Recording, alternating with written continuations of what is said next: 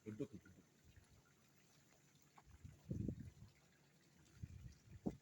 Hmm? Assalamualaikum warahmatullahi wabarakatuh. Waalaikumsalam. Kira Ustaz, saya di sini mau bertanya tentang menyikapi perbedaan yang ada di zaman sekarang. Mungkin kalau zaman dulu mungkin cuma ada salah NU dan Muhammadiyah, mungkin nggak terlalu banyak perbedaan. Palingan di doa aja atau zikir bersama.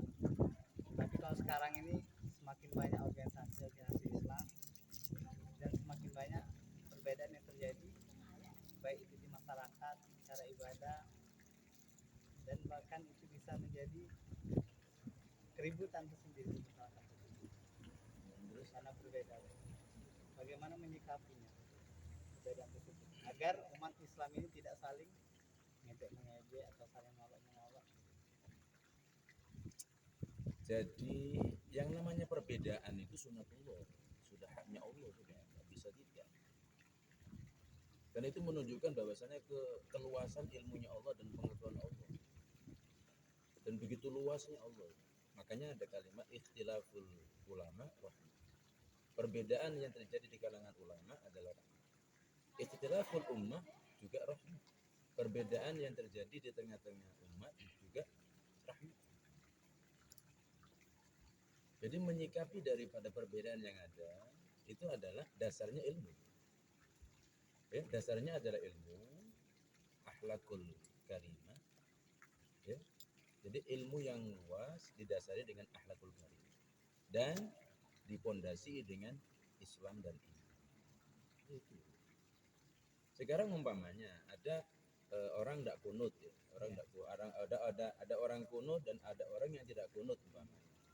Udah biasa saja, nah itu sah-sah saja semuanya. Artinya memang warna-warni. Ya, langit ini kalau nggak warna-warni nggak indah. Bunga kalau semuanya hijau semuanya, ya nggak indah juga. Ada yang kuning, ada yang merah. Jadi perbedaan itu ambil apa namanya segi manfaatnya. Sekarang kayak umpamanya muncul salafi, ya. Iya. Salafi. Ada satu yang diuntungkan, salah satunya adalah parfum. Parfum itu orang salafi salah satu yang menggenjot apa namanya larisnya parfum adalah orang salafi. Kenapa? Karena orang salafi itu semangat kepada sunnahnya itu bisa dikategorikan kayak pahlawan kesiangan gitu. Kalau ulama-ulama pakai minyak wangi kan biasa, biasa, tidak pula vulgar. Kalau mereka ini kan seperti sunnah itu memang apa namanya, seperti dihambur-hamburkan gitu ya, seperti di apa namanya itu dihidupkan betul gitu. Itu sisi daripada apa. Yang kedua, orang jualan jubah itu laris itu. Harus. Gara-gara masalah bil. Termasuk jamaah tabligh. Jamaah tabligh orang zaman dulu tidak bisa pakai ikat surban. Lantak jamaah tabligh lah sudah baca pakai surban. Yang mana pakai surban itu nggak harus ulama, nggak harus kiai, nggak harus ustaz. Yang namanya pakai imamah adalah min sunanil mursalin, dari kesunahan para utusan. Jadi nggak harus orang pakai surban itu harus berangkat haji, harus kiai, harus ustaz. Tidak. Gaji putih. Biasa pun boleh. Tapi mereka yang saya salut, saya pribadi, saya pakai surban itu nggak rapi. Jemaah tabligh itu masya Allah itu. Baru masuk keluar 3 hari, khurut 3 hari itu sudah dikasih tahu bagaimana cara. Itu salah satu daripada keanekaragaman dalam Islam. Makanya dikatakan dalam ayat walikulli wijhatun huwa mawalliha fastabiqul khairat. Jadi segala macam manusia ini punya cara untuk menjalankan sesuatu. Berbagai macam cara untuk menjalankan sesuatu.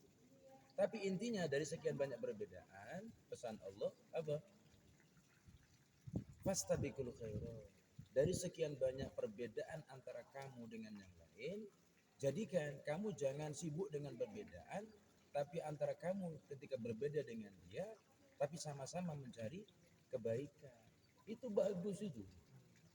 Kayak Salafi, silakan sudah komitmen dengan ajarannya. hidupkan Islam dengan cara salafi, dengan tidak saling menyalahkan satu dengan yang lain, tidak saling menyalahkan antara amalia satu dengan yang aman itu. Orang NU juga demikian. Orang NU komitmen dengan ajarannya, ya, tidak saling menyalahkan satu dengan yang lainnya, aman insya Allah. Kayak kejadian kemarin itu kan, yang Ustadz Anan Ataki yang diusir oleh Banser segala macam. Itu tadinya karena apa? Karena tidak didasari dengan keilmuan. Kalau didasari dengan keilmuan, insya Allah Ustadz Anan Ataki nggak sampai vulgar menyampaikan kalimat itu sehingga menjadi fitnah. Nah orang Banser ini begitu juga. Harusnya selesaikan dulu ceramah, habis itu baru tabayun, duduk bersama dengan Banser. Ya ini kalau menurut saya ya podo bener, podo salah itu. Gitu loh. Kenapa? Karena orang sekarang ini kan rata-rata hampir mengatasnamakan dirinya, gitu kan. Pemuda-pemuda ini bisa hijrah itu kan salah satu dakwah saya.